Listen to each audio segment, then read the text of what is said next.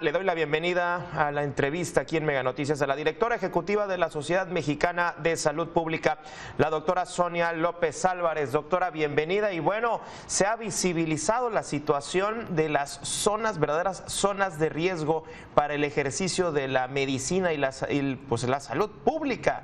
Doctora, bienvenida. Hola Gabriel, buenas tardes. Saludos a ti y a todo el auditorio.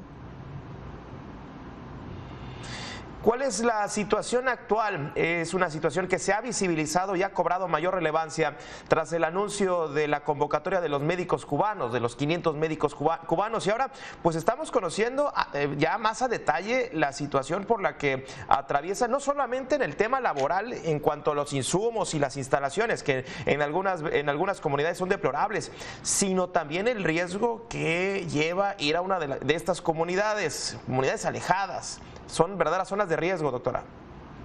Exacto, o sea, no voy a decir que por primera vez, pero estamos en la boca de todos, en la boca del presidente, en la boca de los directores del director del Instituto Mexicano del Seguro Social, el maestro Zoé Robledo, ¿no? Y del ISSSTE, Pemex, todo mundo, con estas 13,765 plazas que se ofertaron, los 9,000 y tantos que van inscritos, ¿no? Pero por el otro lado estamos viendo la otra cara de la moneda, ¿no? ¿Cómo están las instalaciones? ¿Cómo están ciertos lugares donde van los médicos y las médicas de nuestro país, donde están atendiendo? Yo hay algo que quiero decirle al auditorio, Gabriel, y es que hay muchos médicos y muchas médicas que sí están en zonas rurales y que trabajan ahí, y te voy a decir que hay muchos y muchas que incluso hablan náhuatl y hablan el idioma de la zona, ¿no? Entonces, incluso creo que, no sé si ya está ahí, yo lo vi en las redes sociales, ayer o hoy desapareció una doctora en Tabasco. Secuestraron a una doctora en Tabasco, ¿no? Entonces, esa noticia se multiplica pues, en varios lugares del país, ¿no? Esta situación de riesgo. Entonces, por primera vez o no por primera vez, pero bueno, se está evidenciando cómo está la situación. No solo es eso, sino de esta parte del riesgo, de la seguridad, sino también cómo están los contratos, cómo está la situación laboral de los y las médicas de nuestro país.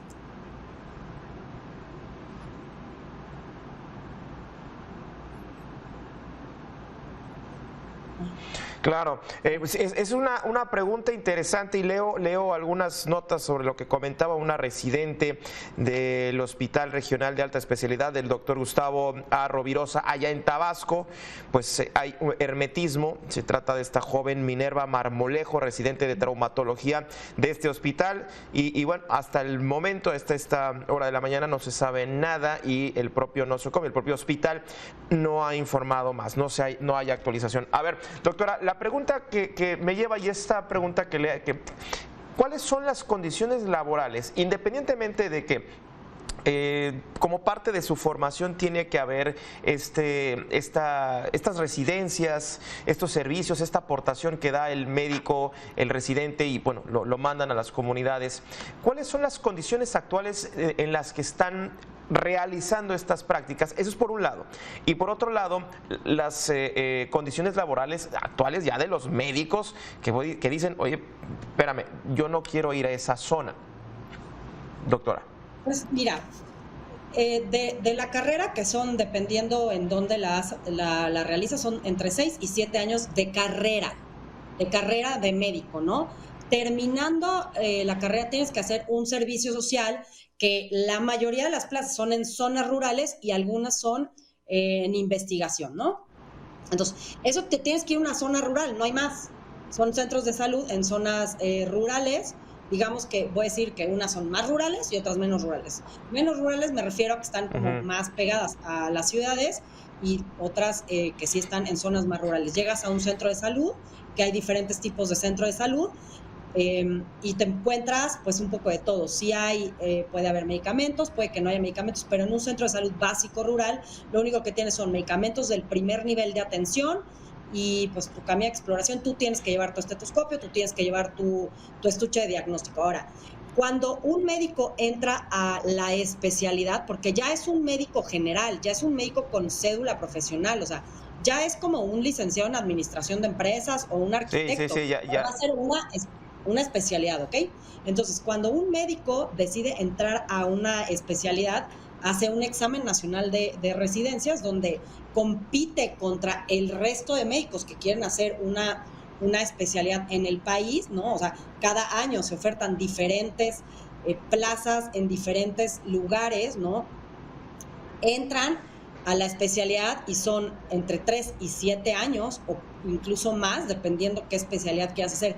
Y si quieres hacer luego una subespecialidad, o sea, ser mucho más especializado, pueden ser hasta 10 años, ¿no? Que estás ahí estudiando. Pasas entre 60 y 100 o 120 horas a la semana en el hospital. Todos sabemos, porque ustedes han hecho notas y lo hemos visto en redes y en todas partes, a veces los tratos y las condiciones como al extremo al que están sometidos los residentes. Y después, dentro de la residencia médica, los residentes tienen que volver a hacer una especie del servicio social. Y este servicio social se hace en hospitales, todos son en zonas rurales, donde tienen que ir. Todavía yo el sábado estuve con unos amigos, un cirujano y una anestesióloga, y me dijeron que ellos a los hospitales donde les tocó, pues estuvieron llevando suturas, estuvieron llevando diferentes cosas del hospital privado al hospital público. O sea, no voy a decir dónde ni nada, pero es algo que me lo contaron, ¿no? Entonces, y eso pues es algo que puede repetirse en muchas zonas y en muchos lugares, ¿no? Puede ser que hay hospitales donde no pase y hay hospitales y hay zonas donde sí pasa. Entonces, lo que quiero decir es que el gremio médico sí sabe lo que es trabajar en la zona rural. Habrá pocas personas o habrá pocos médicos que no les haya tocado a lo largo de los 18.1 años que aproximadamente un médico estudia, y eso es un dato que está publicado en el INEGI a propósito del Día del Médico, ¿no? El 23 de octubre, está publicado. Sí tenemos contacto con las zonas rurales, sí hay contacto con las zonas rurales. Entonces, pues lo que te encuentras es, yo creo que diría que es poco, o serán pocos los médicos que digan, no, a mí me tocó un hospital donde todo el tiempo siempre tuve todos los insumos y toda la infraestructura, ¿no? Porque no hay sistema de salud ideal o perfecto.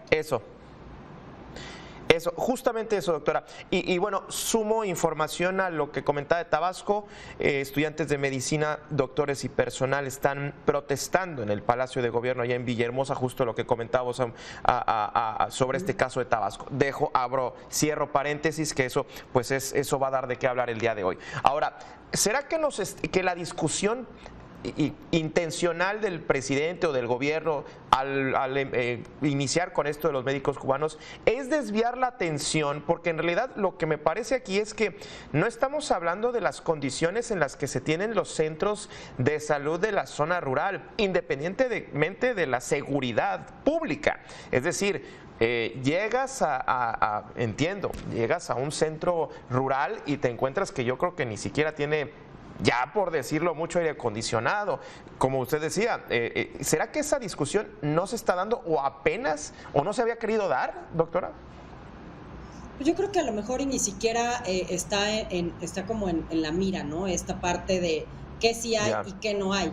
Y una de las cosas que me gustaría mencionar es que yo creo, o más bien la idea es que los 500 médicos cubanos o 500 médicos mexicanos no es lo que va a resolver muchas de las situaciones que tenemos y estas carencias y estas deficiencias. Yo creo que esta es la punta de la situación que estamos viendo. Es nada más voltear a ver todo lo que están diciendo todos los médicos alrededor de todo el país, ¿no? Los 305,418 médicos, datos del INEGI, ¿no? Que dicen que somos en México. Sí. Que estaba yo viendo en la nota antes de entrar, que estaba hablando el maestro Zoé Robledo, ¿no? Más o menos. Entonces, creo que 500 más, 500 menos, no creo que eso sea solamente como que con esto vamos a solucionar, no, yo creo que hay que volver Ajá, a ver sí, qué es más está propaganda. pasando. Es propaganda esto de los médicos cubanos.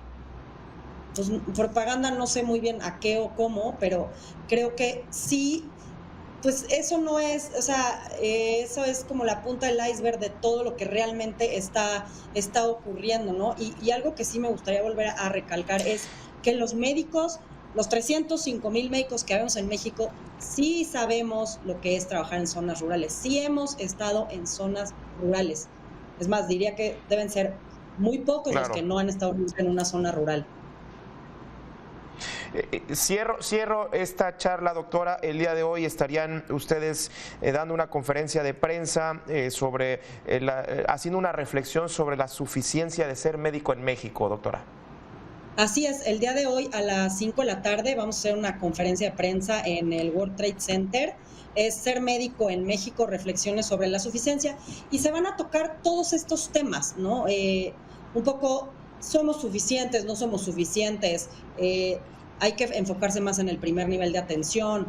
Eh, las condiciones son las ideales, las plazas son suficientes, pues un poco todo lo que hemos estado platicando a lo largo de estas semanas, ¿no? Y Claro, la verdad es que les voy a decir la verdad, a mí lo que más me gusta es que pues por fin nos están volteando a ver a los médicos, además de justamente, lo que ha pasado con la justamente pandemia. se está visibilizando. Sí, claro, claro. Doctora Sonia López Álvarez, directora ejecutiva de la Sociedad Mexicana de Salud Pública, muchísimas gracias por esta charla. Gracias, Gabriel, hasta luego, saludos a ti, a todo el auditorio.